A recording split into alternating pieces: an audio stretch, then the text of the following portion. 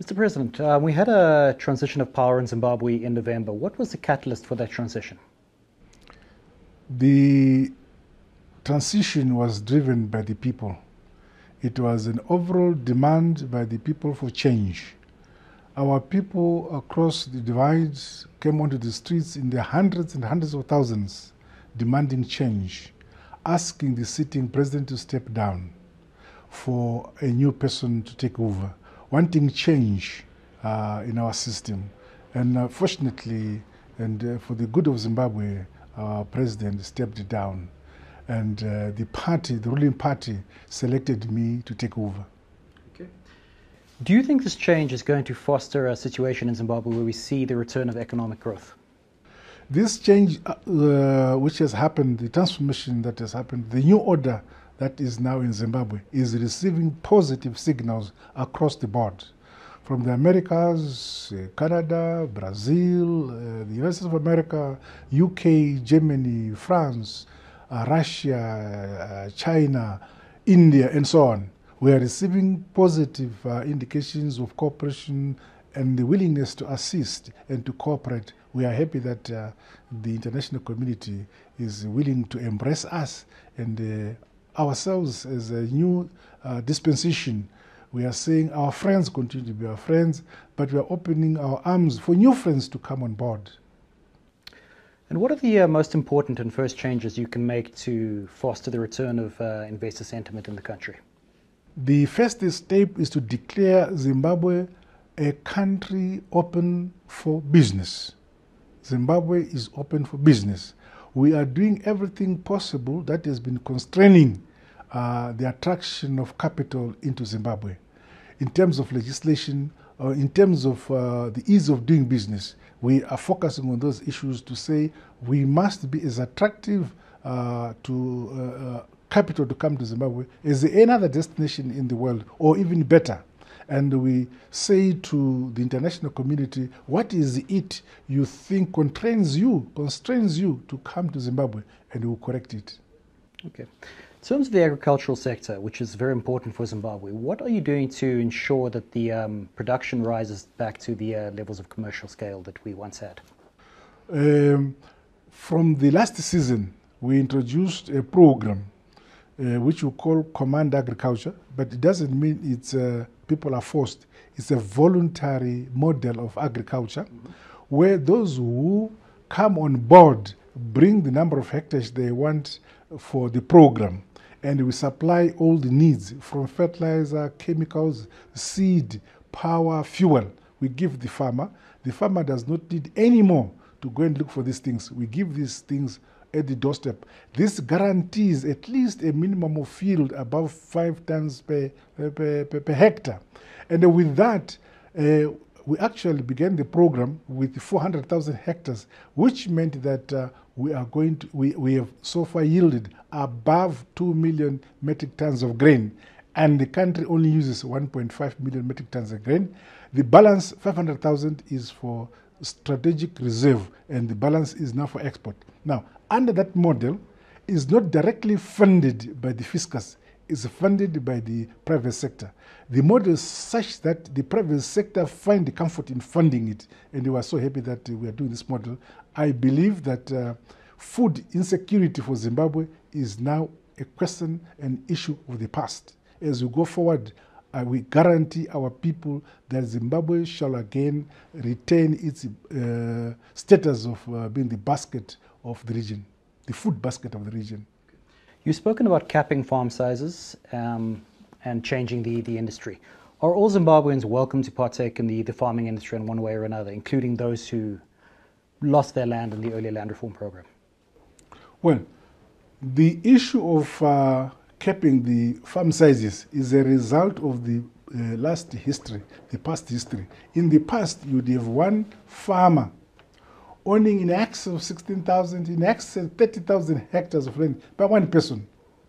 But we need, and out of all that land, perhaps he might only use 1/10 of that piece of land, and the balance is left just lying unused. We need to utilize our land to the maximum. So we have worked out with our agronomists in the country to say in this ecological region, the maximum size that makes a farm viable is X amount of hectarage, and that has been worked out. Those are the farm sizes we stick to. Of course, there's flexibility. We can add a bit or reduce a bit, but there's a general requirement that in a particular ecological region, the size of the farm must be X hectares of land, and it's being accepted. Okay. Just turning to restoring Zimbabwe's lines of credit, have you engaged with international lenders, and how do you plan to get to a situation where the country can borrow again and perhaps even raise capital in international markets itself? The current constraint for us to successfully engaging the multilateral, the Brentwood institutions for purposes for acquiring lines of credit is our burden of arrears, debt burden. So in my inauguration speech, I have committed this country to pay our debts. We may not succeed overnight, but we have committed ourselves to begin addressing and pay our debts. Once we do so, I have no doubt in our dialogue and discussions and conversations with these institutions that they will begin to lend their support to this country. Okay. Just turning to the currency regime, Zimbabwe uses a basket of currencies. Do you foresee a situation where we would see the return of a local currency such as the Zimbabwe dollar again? Not with immediate effect. I believe that the current basket of currencies has, since 2009, has helped us to keep down inflation. The hyperinflation which had hit this country has gone away. But it is necessary that for every jurisdiction or every country, you must have your own currency to address domestic transactions in your country. Mm-hmm. And to do so, we in Zimbabwe, we feel that certain fundamentals, economic fundamentals must be in place, such as we must build reserves for ourselves in order to back that currency which we may introduce. Okay. And I understand that you're going to Davos in the next week or two. Is that a first for a Zimbabwean leader, and what do you hope to achieve at that meeting? Well, Zimbabwe has never been to Davos, from what I know.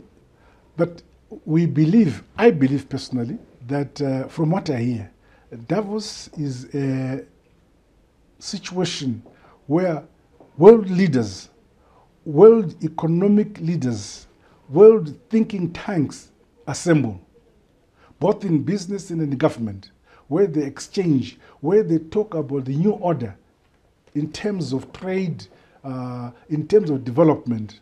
So that's a place where New Zimbabwe would want to go and say, we are here, we are ready for business, we are open for business. We want also to be part of the growing international community for the growing industrialization of the entire world.